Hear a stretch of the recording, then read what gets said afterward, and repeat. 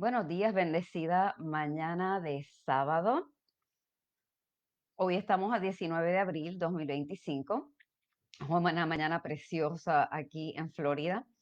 Así que bienvenidos una vez más a estas enseñanzas desde el Monte de la Gracia, que son las enseñanzas de Jesús en el Sermón del Monte. Hoy vamos a estar en la clase número 5, la lección número 5, que estamos hablando de la antítesis, asesinato, adulterio, juramentos, entre otros. Y sin más ni más, vamos a dar comienzo. Y esto es un tema un poquito fuerte, controversial y fuerte. Tuve esta enseñanza la semana pasada con el grupo de las chicas que tenemos, ¿verdad? El grupito privado. Y la clase de verdad se nos fue por 2 horas y media en lo que estudiamos, analizamos, compartimos testimonios. Verdaderamente fue una bendición, fue una clase preciosa. Nada, estamos hablando de Mateo 5 del 21 al 37. Mateo 5 del 21 al 37, y vamos a leer la palabra en el nombre del Padre, del Hijo y del Espíritu Santo. Dice así: oíste que fue dicho a los antiguos, no matarás, y cualquiera que matare será culpable de juicio. Pero yo os digo que cualquiera que se enoje contra su hermano será culpable de juicio, y cualquiera que diga necio a su hermano será culpable ante el concilio. Y cualquiera que le diga fatuo quedará expuesto al infierno de fuego. Fatuo es una persona sin entendimiento. Por tanto, si traes tu ofrenda al altar y allí te acuerdas de que tu hermano tiene algo contra ti, mira que dice tu hermano contra ti, no tú contra tu hermano, deja allí tu ofrenda delante del altar y anda, reconcíliate primero con tu hermano y entonces ven y presenta tu ofrenda. Ponte de acuerdo con tu adversario pronto, entre tanto que estás con él en el camino. No sea que el adversario te entregue al juez y el juez al alguacil y seas echado en la cárcel. De cierto te digo que no saldrás de allí hasta que pagues el último cuadrante. Y en el versículo 27 comienza hablando del adulterio. Oíste que fue dicho, no cometerás adulterio. Pero yo os digo que cualquiera que mira a una mujer para codiciarla, ya adulteró con ella en su corazón. Por tanto, si tu ojo derecho te es ocasión de caer, sácalo y échalo fuera de ti. eh, Échalo de ti, pues mejor te es que se pierda uno de tus miembros y no que todo tu cuerpo sea echado al infierno. Y si tu mano derecha te es ocasión de caer, córtala y échala, pues mejor te es que se pierda uno de tus miembros y no que todo tu cuerpo sea echado al infierno. Y en el versículo 31 comienza hablando del divorcio. Dice, también fue dicho, cualquiera que repudie a su mujer, dele carta de divorcio. Pero yo os digo, que el que repudia a su mujer, a no ser por causa de fornicación, hace que ella adultere, y el que se casa con la repudiada comete adulterio. Y en el versículo 33 comienza hablando de los juramentos. Dice, además habéis oído que fue dicho a los antiguos, no perjurarás, sino cumplirás al Señor tus juramentos. Pero yo os digo, no juréis en ninguna manera, ni por el cielo porque es el trono de Dios, ni por la tierra porque es el estrado de sus pies, ni por Jerusalén porque es la ciudad del gran rey, ni por tu cabeza jurarás porque no puedes hacer blanco o negro un solo cabello. Pero sea vuestro hablar sí, sí, no, no, porque lo que es más de esto, de mal procede. Esto es palabra fuerte y bien confrontadora de parte de Jesús en sus enseñanzas. Am, Hablando de esto, ¿verdad?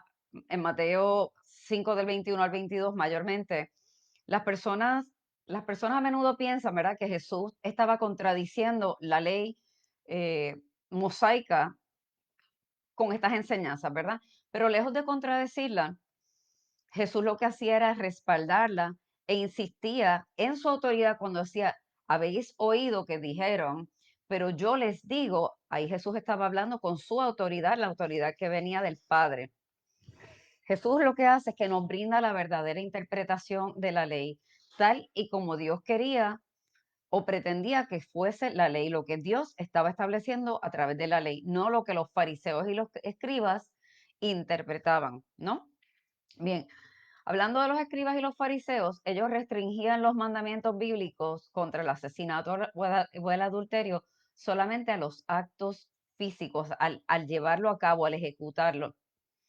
Pero Jesús lo que hizo fue que amplió los mandamientos para incluir lo que son los pensamientos de ira, las palabras insultantes, las miradas lujuriosas, y yo aquí añadiría pues esas miradas malas de te quiero hacer daño, te quiero sacar del medio, te aborrezco, ¿no? Ahora, estas personas ultra religiosas de la época de Jesús eh, limitaban el mandamiento de amar a su prójimo a aquellas personas que bien eran o de su misma raza, de su misma cultura, de su misma religión. Y de esta manera, pues, se entendía, ¿verdad?, que era fácil amar a estas personas. Debía ser fácil. Dice Jesús, ¿verdad?, que habéis oído que, que se dijo, ¿verdad?, que estas personas lo que realmente eran, em, ¿cómo digo, verdad? Estas personas no habían estudiado realmente la ley. Cuando decían, han oído que se dijo, ¿verdad? Cuando Jesús dice, han oído que se dijo, lo que hacía era que estaba haciendo referencia a que estos estudiosos de la ley, los fariseos, los saduceos y todos ellos, realmente no habían estudiado la ley de Moisés en sí misma, sino que la estaban interpretando de acuerdo a, a su conveniencia, ¿no? Todo lo que tenían era la enseñanza sobre la ley y de los escribas y los fariseos en esa época, ¿no? Pero en este asunto en particular, la gente había escuchado a los escribas y a los fariseos enseñar, no matarás. Y vamos aquí a hablar, estamos hablando de cómo evitar la ira. Decían, no matarás. Pero Jesús en su autoridad nos muestra, ¿verdad? Que cuando Él dice, yo les digo, en su autoridad, Él está basándose no solamente en las palabras de los escribas y los maestros anteriores, sino que Él estaba enseñando la verdadera comprensión de la ley mosaica, lo que Dios realmente había querido decir a Moisés cuando entregó la ley. Ahora, cuando los fariseos y los escribas hablaban de no matarás, eh, esa enseñanza era bastante cierta, pero sin embargo dejaban otras cosas fuera de la ley. También enseñaban que cualquier cosa que no fuera asesinato físico, ¿no? Podía estar permitida. Eso era lo que estaban queriendo enseñar en ese sentido. Ahora, Jesús corrige esto y deja bien claro que no solamente se comete, no solamente es el acto de cometer el asesinato, sino lo que está en peligro de juicio, ¿verdad? Sino que todos aquellos que tienen una intención homicida en el corazón también están expuestos, están en peligro de juicio de igual manera. Porque Jesús lo que está haciendo es exponiendo la herejía de los escribas en un sentido. Para ellos, la ley era realmente solo una cuestión de actos externos y nunca era una actitud del corazón. Pero Jesús enfatiza que la ley pesa los asuntos del corazón. Ellos se estaban enfocando en la ley de la palabra, pero Jesús estaba enfatizando y explicando la ley del espíritu, que es la ley del corazón. ¿Verdad? La palabra dice que quitará, el Señor quitará de nosotros el corazón de piedra y pondrá en nosotros un corazón nuevo, un corazón de carne, porque en el corazón es que comienzan todos los adulterios, los homicidios, todo comienza en el corazón. Y cuando hablo de corazón, no estamos hablando de aquí del músculo, estamos hablando del corazón aquí, de la mente, del intelecto. Aquí es donde comienzan todos los malos pensamientos y terminan, en muchas ocasiones terminan en actos, ¿no? Ahora, Jesús no está diciendo que la ira debe ser considerada eh, igual que el asesinato, o sea, que no es igual que el asesinato. Lo que sí está diciendo, o sea, y esto puede ser confuso, ¿verdad? Em, para una persona, déjame explicarlo de otra manera. Esto puede ser confuso moralmente, ¿verdad? El hecho de pensar que alguien que le grita a otra persona por ira ha pecado, en igual gravedad como alguien que asesina a otra persona por ira. Ahora, lo que Jesús está enfatizando aquí es que la ley condena ambas acciones. No es que los dos sean igual de graves, en el peso, en la gravedad, sean igual, sino que el hecho de que ya en el corazón está esa predisposición, ya eso es serio, ¿no? Ahora, eh, las leyes humanas, ¿verdad? Solo podían tratar con debo decir, el acto exterior del asesinato. Pero Jesús vino y declaró que sus seguidores tenían que entender que la ley moral de Dios incluye no solamente el acto, o sea, el fin, el final, sino que también incluye el comienzo del asesinato, que es esa predisposición en el corazón. Mira que dice en el versículo 22, cualquiera que diga necio a su hermano será culpable ante el concilio, ante los fariseos, ante la ley, que será culpable ante el concilio. Y cualquiera que le diga fatuo, que es falto de entendimiento, quedará expuesto al infierno de fuego. Esas son advertencias bien serias de parte de Jesús para nosotros. O sea, nosotros tenemos bien claro que el poder de la vida y de la lengua está en el poder de la muerte y de la vida, debo decir, está en nuestra lengua. Esto no es solamente usarlos para decir si yo declaro y yo formo mis días, o como se utiliza mucho en coaching, y en esto vamos a hablar pensamientos positivos de que, bueno, tú hablas y confiesas y será hecho. Sí, la palabra de Dios dice que conforme a tu palabra, conforme a tu fe será hecho. Y por cuanto creí, también hablé, ¿no? En la palabra hay poder, pero también hay poder para dar vida, hay poder para matar, que es lo que dice, em, que el poder de la vida y la muerte está en la lengua. Cuando expresamos palabras de ira, palabras de odio hacia una persona, estamos matando a esta persona en sus emociones, en su espíritu. Y no solamente las palabras que salen de nuestra boca, sino también nuestras miradas, esas miradas como que te detesto, no te soporto, el silencio, porque hay el castigo del silencio y ese es devastador, que te ignoren, em, que te den con ese látigo del desprecio, del silencio. Estas son acciones que Jesús está condenando aquí. ¿Por qué, amados? O sea, muchas veces nosotros estamos viviendo en la dispensación de la gracia. Y tristemente, muchas personas piensan que al vivir en la dispensación de la gracia, no tenemos que cumplir la ley. La ley Cristo la cumplió. Y al nosotros haber sido crucificados con Él, también hemos resucitado juntamente con Él. Entonces, el hecho de nosotros estar bajo la dispensación de la gracia, con la presencia del Espíritu Santo, que es nuestro paracletos, que es nuestro ayudador, que es nuestro consolador, a través del Espíritu Santo nosotros podemos cumplir esto. El estándar, o sea, la barra subió, el estándar de requerimientos subió, porque los fariseos y los escribas hablaban solamente del acto físico ejecutado. Cristo nos está hablando de simplemente el pensamiento o las miradas. O sea que tenemos que tener bien claro que Jesús, como dice claramente, Él no vino a abrogar la ley, Él vino a cumplirla. Y ahora que tenemos el Espíritu Santo, que es nuestro ayudador, el requisito y el estándar subió. Y esto lo tenemos que tener bien claro. Mucho cuidado con nuestras palabras, mucho cuidado con nuestras miradas, mucho cuidado hasta con el body language, porque lo mismo, o sea, cuando le hacemos a la gente como que, pues, whatever, ¿no? Y son cosas, amados hermanos, que tenemos que tener presentes. Eh, Hablando de este tema, quiero hacer una pausa en la enseñanza, pero tiene que ver con todo esto. Aquí en Florida, bueno, en Florida hubo un mass shooting, un asesinato masivo, un tiroteo masivo en FSU, Florida State University, en Tallahassee, que es la capital de Florida. Eh, pues creo que hubo 2 muertos, varios heridos. Eso fue en estos días recientes.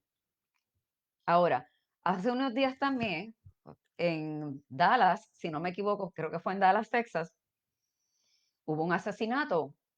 un nene de color de 17 años apuñaló en el corazón a otro compañero, 17 años, blanquito, porque el niño blanco le dice al otro, estaban en un track meet, estos son pues eventos deportivos de track and field y demás, y el niño de color parece que está invadiendo el espacio de la carpa de ellos. ¿Cuál es el motivo? No sabemos, o sea, yo no he entrado, no he leído a profundidad, pero entonces el nene que asesinaron, el blanco, eh, le dice, mira, salte por favor, o sea, ¿en qué tono lo dijo? No sé, pero independientemente del tono o no, pues les estaban invadiendo un espacio y no había razón para que lo asesinara. Lo asesinó, lo apuñaló en el corazón frente a su hermanito menor, frente a todas las personas allí.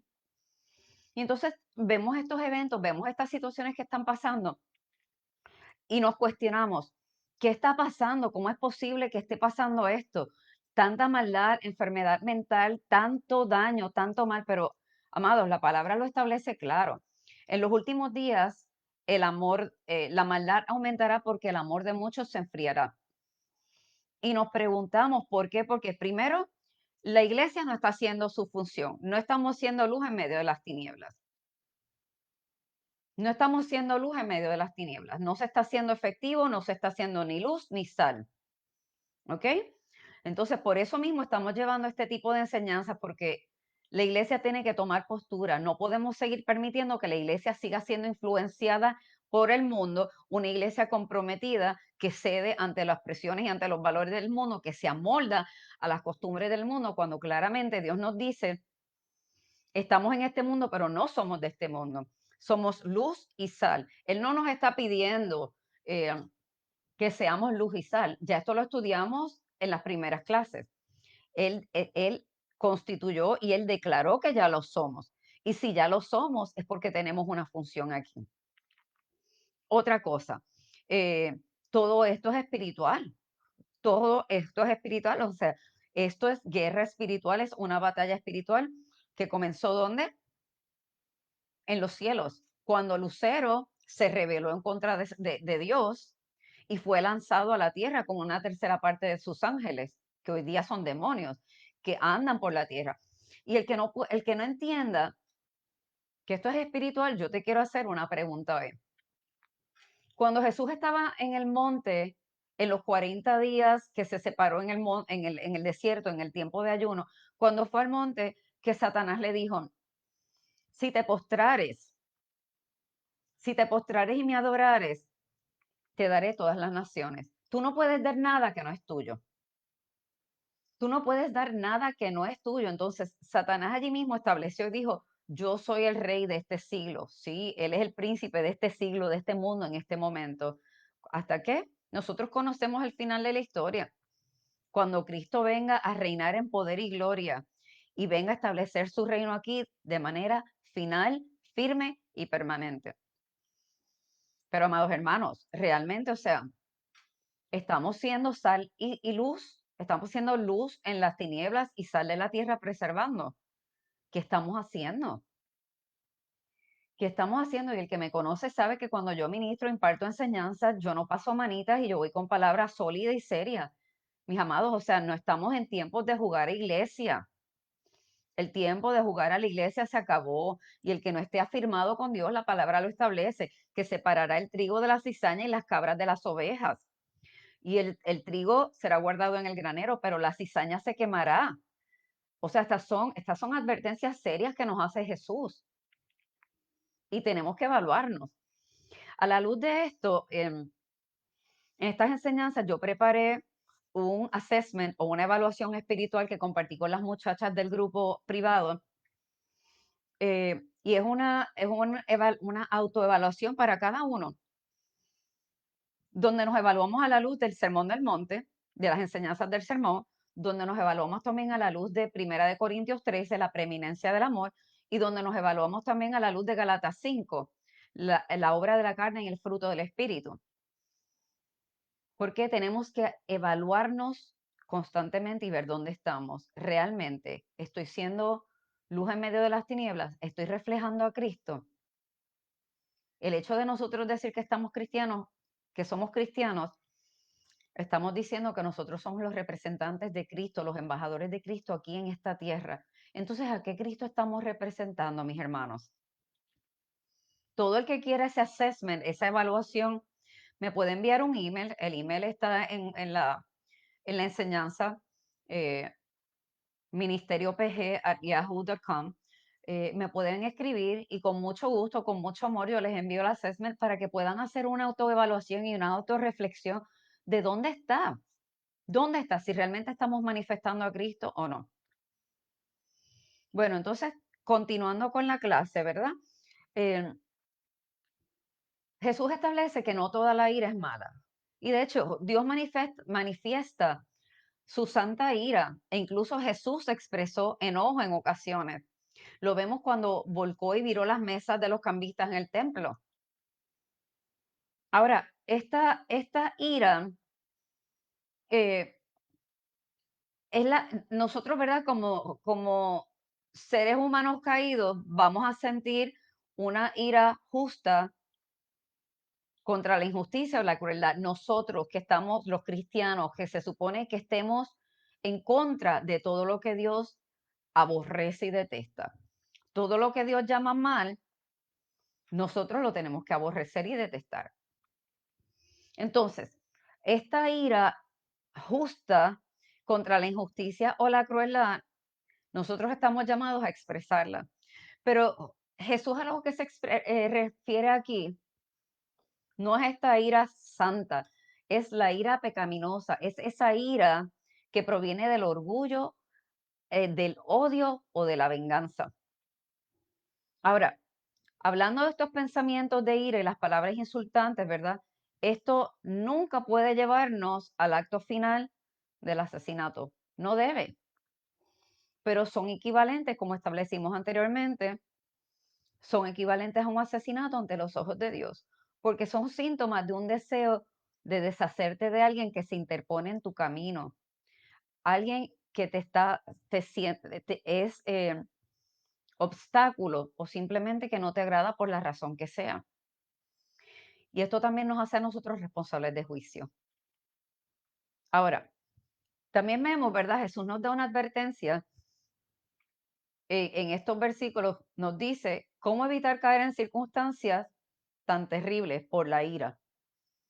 Si la ira y el insulto son tan serios y peligrosos, Jesús nos insta a que actuemos de manera rápida si queremos evitarlos, ¿verdad?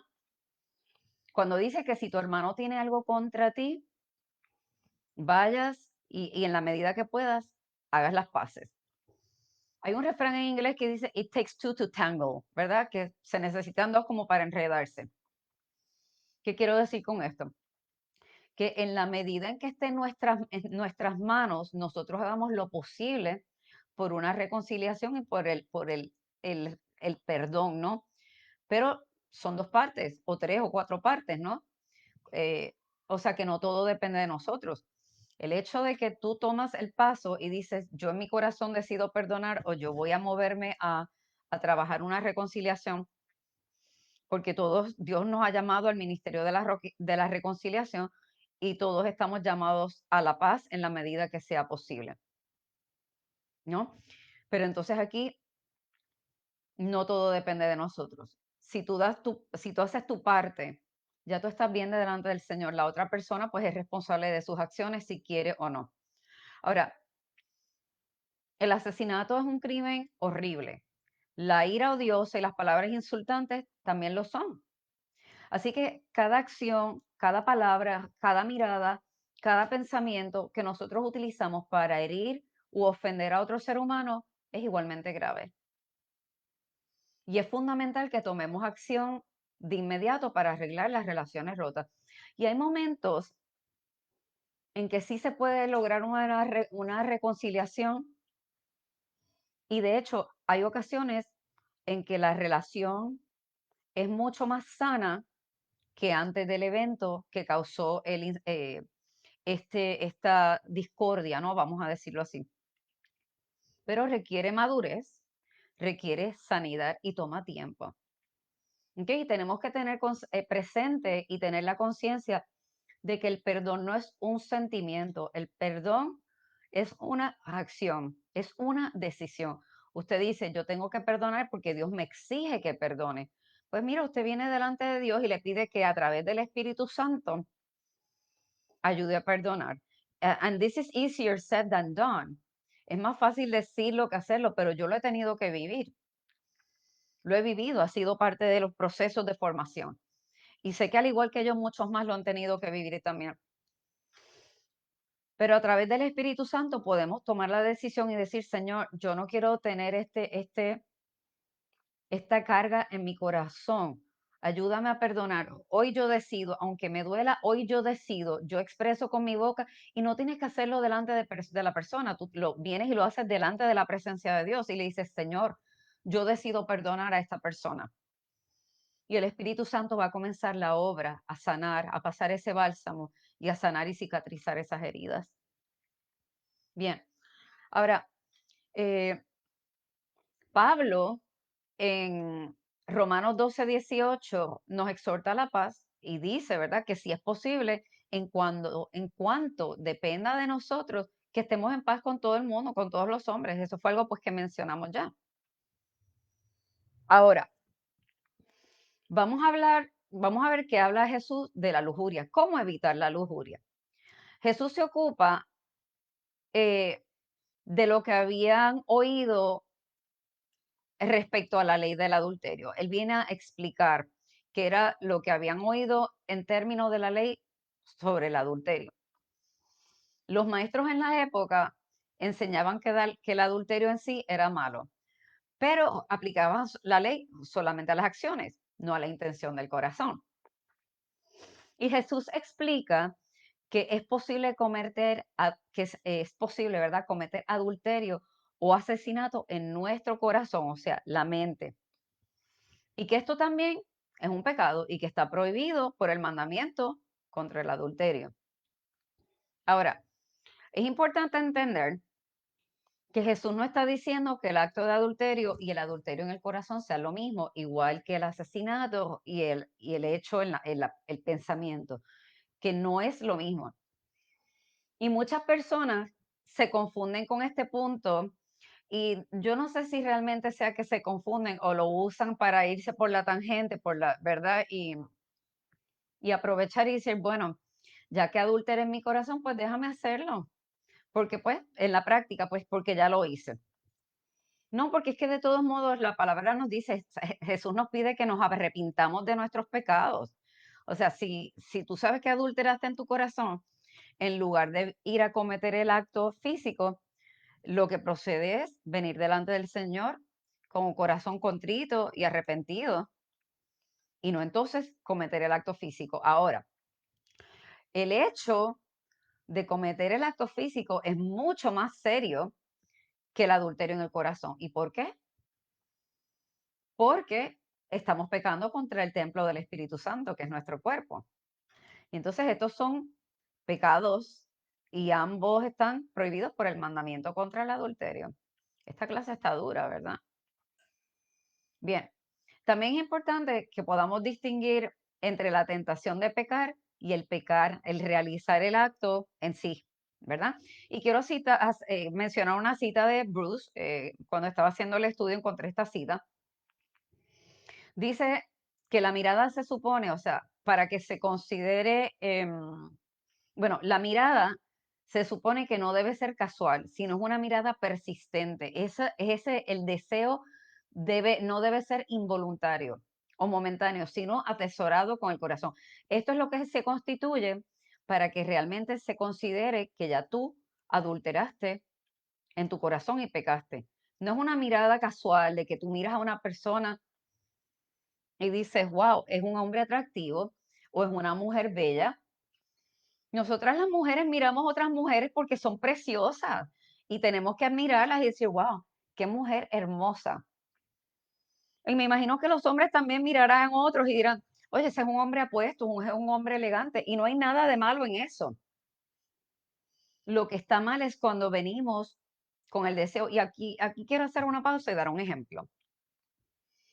Muchas veces vemos aquí en Facebook, y voy a poner esto como ejemplo, ¿verdad?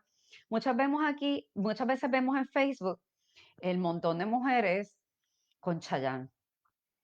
Ay, ay, mi novio, mi novio, mi novio, ay, mi novio Chayanne, cuánto lo amo. Mire, señor, señoras, si ustedes están casadas, ustedes están deseando a ese hombre, ya ustedes están cometiendo adulterio. Y si tú estás soltera y lo estás deseando, ya estás cometiendo fornicación. Y más las mujeres cristianas, esto se ve bien feo, se ve mal. ¿Qué testimonio estás dando? Tengamos prudencia y mesura, oremos para que el Espíritu Santo nos dé sabiduría, que nos ayude a crecer en la verdad. Nosotros estamos llamados a ir creciendo hasta alcanzar la estatura del varón perfecto que es Cristo. Y de este lado de la eternidad jamás lo vamos a lograr, jamás.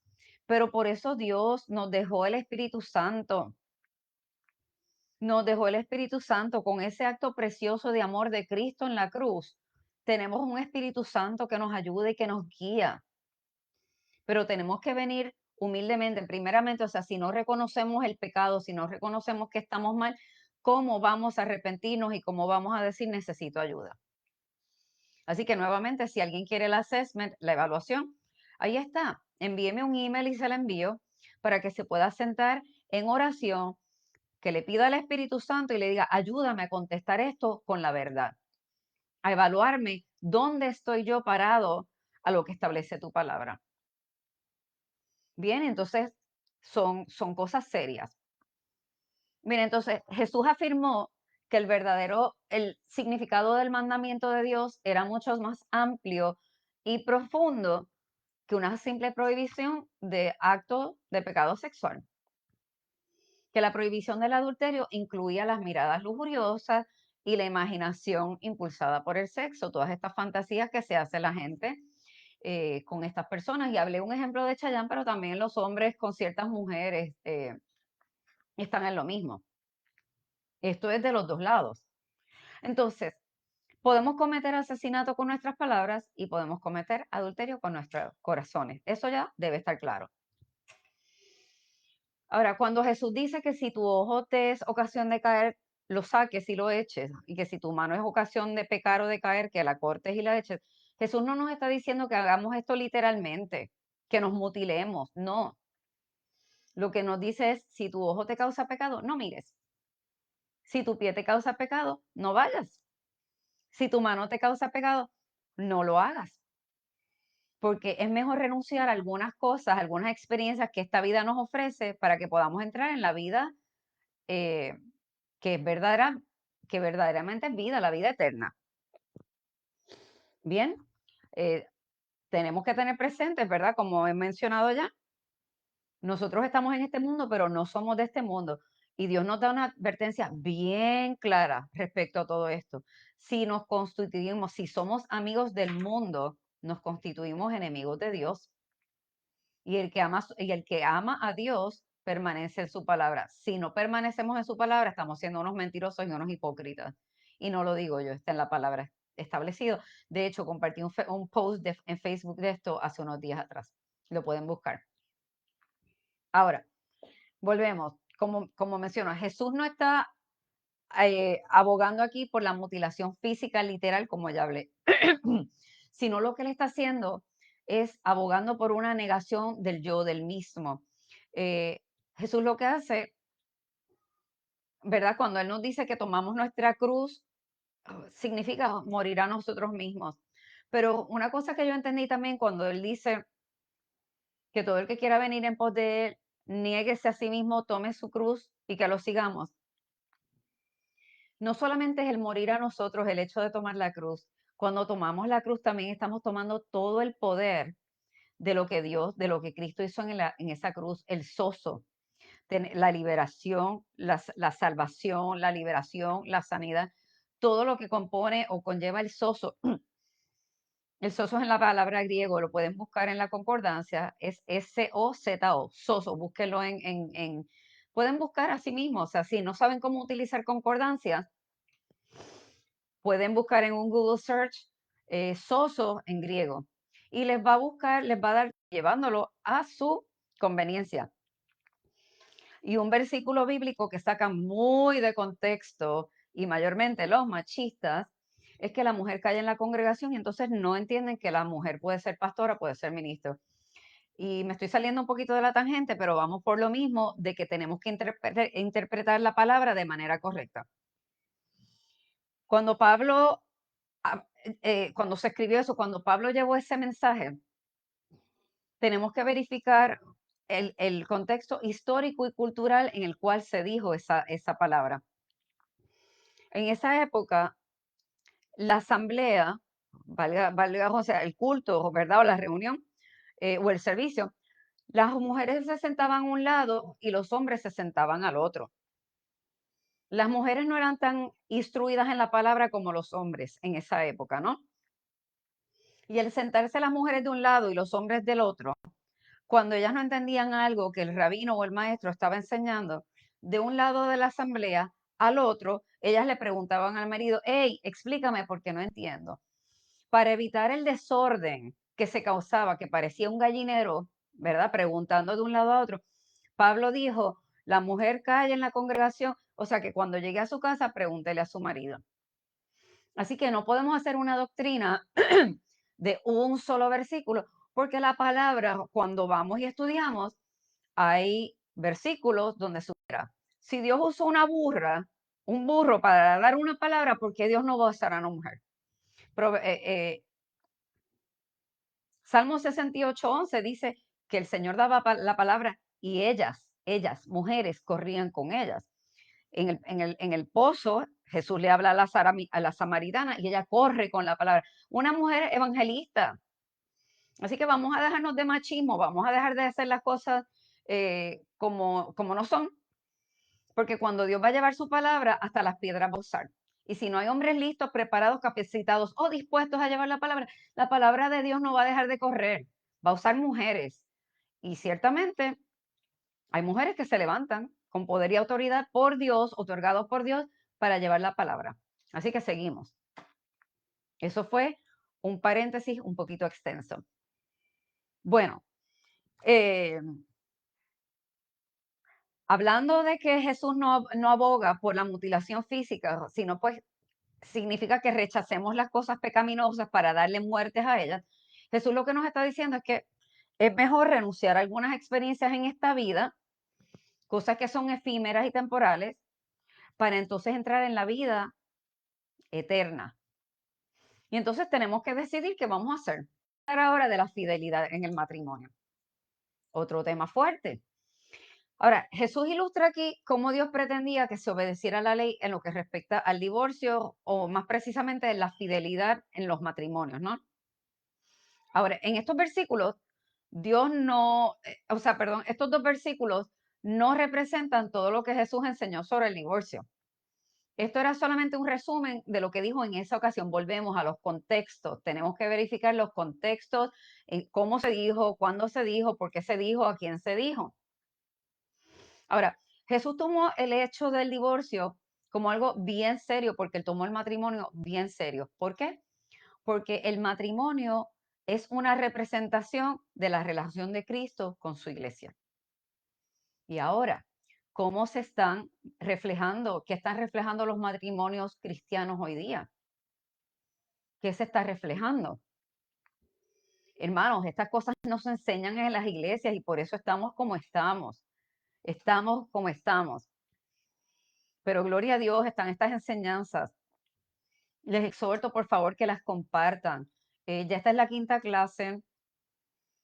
Compártanlas. Ya la primera clase mañana la borran de Facebook porque están borrando los live, pero las tengo en el canal de YouTube y lo que voy a hacer es que las voy a comenzar a colocar nuevamente de YouTube al Facebook para que puedan permanecer, ¿ok? Deuteronomio 24:21, como que otorgaba prácticamente cualquier razón como el motivo para un divorcio. Y algunos rabinos enseñaban que esto incluso permitía a un hombre divorciarse de su esposa si ella le quemaba la comida, si no le cocinaba bien, si no le gustaba su aspecto físico, por esas razones. Y voy a leer Deuteronomio 24:1, donde dice, cuando alguno tomare mujer y se casare con ella, si no le agradare por haber hallado en ella alguna cosa indecente, le escribirá carta de divorcio y se la entregará en su mano y la despedirá de su casa. Bien, volvemos. Si encontrara cualquier cosa indecente, pero ¿quién definía lo que era indecente?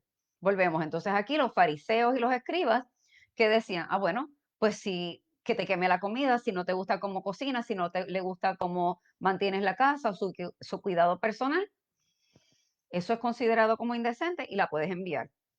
Y ese permiso se había convertido en un instrumento de crueldad contra las esposas. Tenemos que recordar que en esa época, o sea, después de la caída de Adán y Eva, eh, la mujer ha sido pisoteada, marginada, ¿ok? Pero Cristo vino a restaurar todas las cosas y cuando en la cruz él dijo tetelestai y consumado es porque él estaba restaurando todo al diseño original. Y cuando Dios hizo el diseño original que creó al hombre y que creó a la mujer la hizo es ser kenegdo, cristianos donde